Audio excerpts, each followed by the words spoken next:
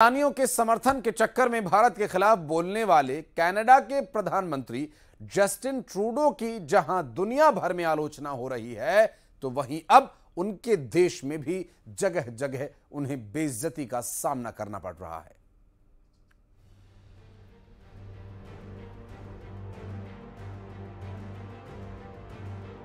खालिस्तानियों को शय देकर भारत के साथ पंगा लेने वाले जस्टिन ट्रूडो की हर जगह फजीहत हो रही है। भारत के खिलाफ बोलना उन्हें इतना भारी पड़ रहा है कि कोई भी देश खुले तौर पर कनाडा के समर्थन में नहीं आ रहा है।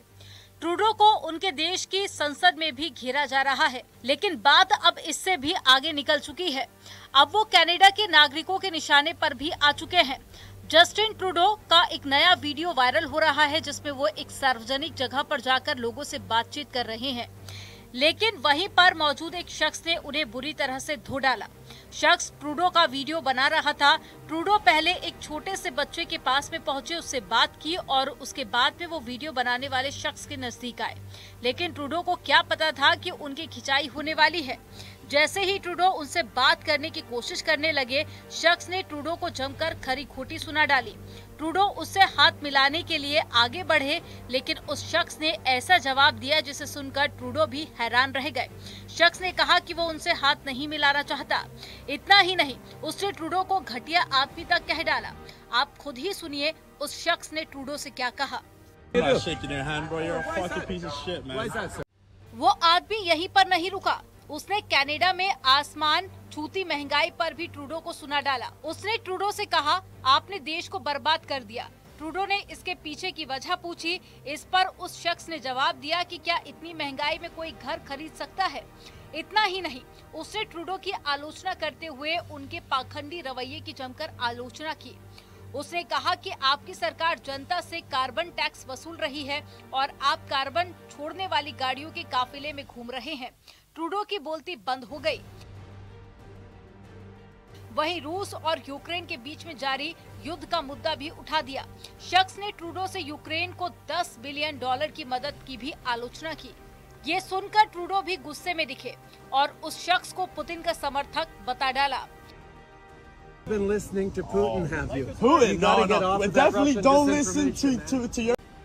तो देखा आपने किस तरह से कनाडा के बड़बोले प्रधानमंत्री जस्टिन ट्रूडो अपनी ही जनता के बीच में बुरी तरह से घिर गए हैं, जिससे उन्हें जवाब तक देना भारी पड़ रहा है। ट्रूडो हाल ही के वक्त में कई बड़ी मुश्किलों से जूझ रहे हैं और ये वीडियो भी उनकी परेशानी को दिखाता है। इसे कनाडा में ट्रूडो की घटती लोकप्रियता से जोड़कर भी देखा जा रहा है।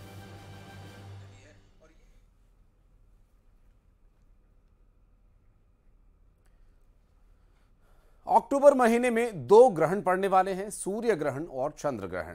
कहा जा रहा है कि इस ग्रहण के पहले भूकंप से लेकर सैलाब तक तबाही मच रही है। तो क्या वाकई ग्रहण का ही ये कोई तबाही कनेक्शन है?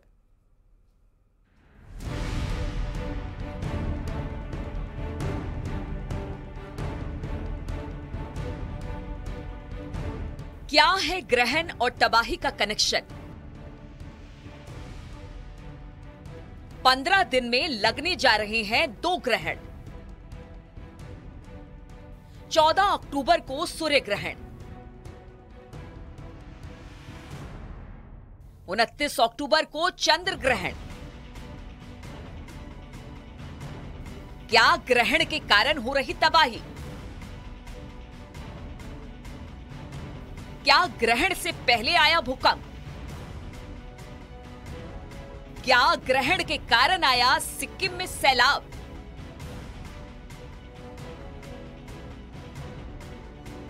अक्टूबर के महीने में 2 बड़ी खगोलीय घटना होने जा रही है। एक महीने के अंदर 2 ग्रहण लगने जा रहे हैं। ऐसा संयोग बहुत कम होता है जब एक ही महीने में सूर्य और चांद दोनों पर ग्रहण लगता है, लेकिन अक्टूबर में ऐसा होने जा रहा है और इसकी वजह से कई सवाल उठ खड़े हुए हैं। क्या इन्हीं ग्रहण के कारण तबाही हो रही है? भूकंप से चंद दिनों पहले नेपाल समेत पूरे उत्तर भारत में जबरदस्त भूकंप आया। भूकंप के झटके इतने तेज थे कि लोग सहम गए। नेपाल में तो कई मकान गिर गए। और देखिए, भूकंप के ठीक पहले ही सिक्किम में भयंकर फ्लैश फ्लड आई है। कुदरत ने ऐसा कहर बरपाया कि हाहाकार मच गया। 100 लोग अब भी सैलाब में लापता हैं। उनकी तलाश जारी है। इतना ही नहीं, देश के कई हिस्सों में भारी बारिश हो रही है। ज्योतिषियों का कहना है कि भूकंप के पहले और बाद इस तरह की तबाही होती है, आपदाएं आती हैं। इस बार 2 ग्रहण लग रहे हैं अक्टूबर के महीने में। पहला सूर्य ग्रहण जो कि 14 अक्टूबर को है और दूसरा चंद्र ग्रहण जो 29 अक्टूबर को है।